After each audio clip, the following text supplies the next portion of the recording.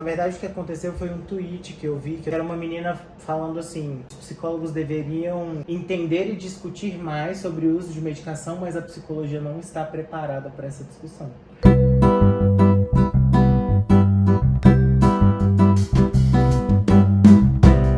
Isso me incomodou, assim, profundamente. Primeiro porque na graduação a gente tem... Quantas matérias disso a gente teve? De farmacologia, de interação medicamentosa, de processos biológicos envolvidos nisso, o que é usado em cada situação. E na nossa vivência do consultório, é muito comum os pacientes trazerem: ó, eu tomo uma medicação tal, eu tomo uma medicação tal, eu tomo tal coisa.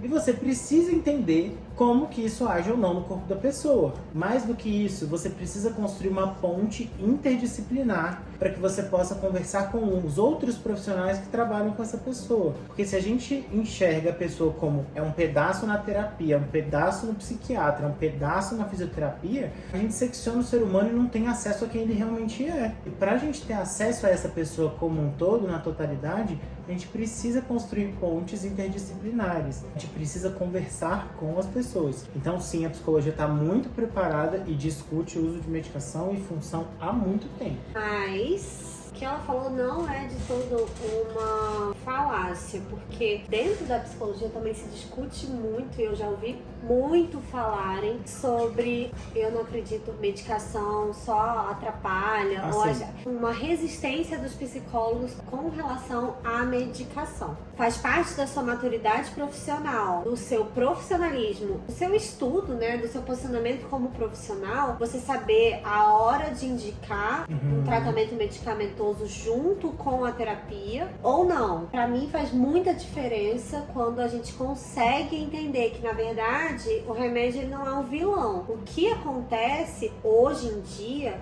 é que muitas coisas são patologizadas que não deveriam ser. Você dá medicação sem motivo de dar medicação. Exatamente. Isso é um problema. Isso é um problema, tanto para criança quanto para adulto. Então, na medida em que você vai acompanhando, né, uma pessoa, chega num ponto do tratamento ou da terapia, como vocês queiram chamar, em que você, como psicólogo, fazendo um trabalho interdisciplinar, tendo todo o conhecimento que é exigido do psicólogo que se tenha sobre medicação, psiquiatria, princípios ativos ou não, cérebro, neurociência, etc., você identifica que talvez uma ajuda de um outro profissional, talvez um input de um outro profissional seja extremamente benéfico, seu papel é indicar, é encaminhar essa pessoa para um médico, para um psiquiatra, para um fisioterapeuta, para um outro profissional, para um nutricionista. Então, saber o nosso limite como psicólogos também é muito importante. Por que eu acho que ela falou que a psicologia não está preparada para isso? Porque se criou um discurso onde se vilaniza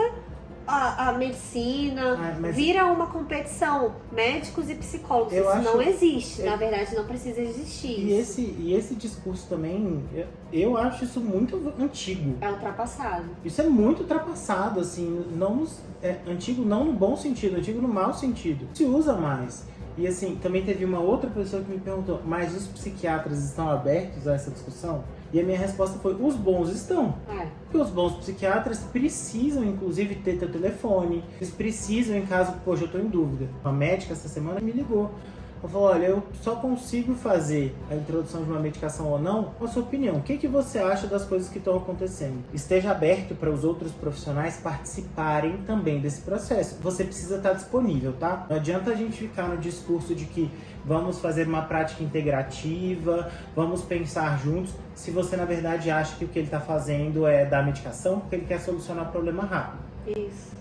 E a mesma forma como os bons psiquiatras estão dispostos, os bons psicólogos também estão dispostos. Nosso papel é sempre questionar. Nós questionamos a medicalização exacerbada, a medicalização desnecessária, a patologização dos sintomas, do sofrimento, da tristeza, mas, ao mesmo tempo, reconhecemos e precisamos reconhecer o papel das outras terapias junto com a psicoterapia.